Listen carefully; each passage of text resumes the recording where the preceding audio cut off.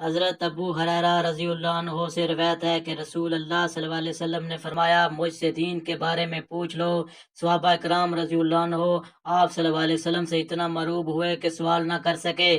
تب ایک آدمی آیا اور آپ صلی اللہ علیہ وسلم کے دونوں گھٹنوں کے قریب بیٹھ گیا، پھر کہنے لگا، اے اللہ کے رسول، سلام کیا ہے؟ آپ نے فرمایا، تم اللہ تعالیٰ کے ساتھ کسی کو شریک نہ ٹھہراؤ، نماز کا اہتمام کرو، زکوٰۃ ادا کرو اور رمضان کے روزے رکھو۔ اس نے کہا، آپ نے سچ فرمایا۔ پھر پوچھا، اے اللہ کے رسول، ایمان کیا ہے؟ آپ نے فرمایا، یہ کہ تم اللہ، اس کے فرشتوں، اس کی کتاب، قیامت کے روز، اس سے ملاقات، اس کے رسولوں پر ایمان لاؤ، مرنے کے بعد اٹھنے پر ایمان لاؤ اور ہر امر کی تقدیر پر ایمان لاؤ۔ اس نے کہا، آپ نے درست فرمایا۔ پھر کہنے لگا، اے اللہ کے رسول، احسان کیا ہے؟ آپ نے فرمایا، تم اللہ تعالیٰ سے اس طرح ڈرو گویا تم اسے دیکھ رہے ہو، پھر تم اسے دیکھ نہیں رہے تو وہ یقیناً تمہیں دیکھ رہا ہے۔ اس نے کہا، آپ نے صحیح فرمایا۔ پھر پوچھا، اے اللہ کے رسول، قیامت کب قائم ہوگی؟ آپ نے جواب دیا، جس قیامت کے بارے میں پوچھا جا رہا ہے وہ پوچھنے والے سے زیادہ نہیں جانتا۔ میں تمہیں اس کی علامات بتائے دیتا ہوں۔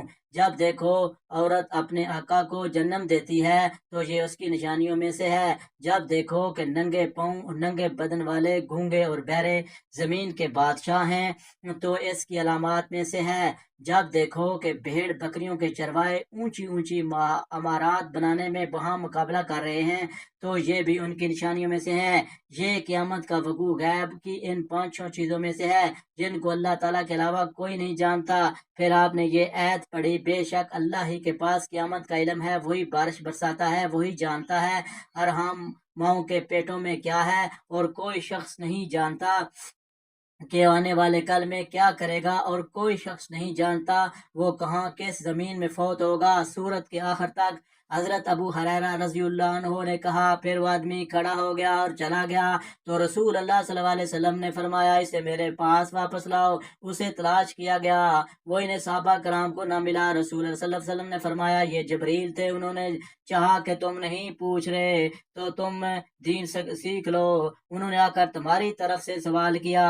صحیح مسلم حدیث نمبر 99۔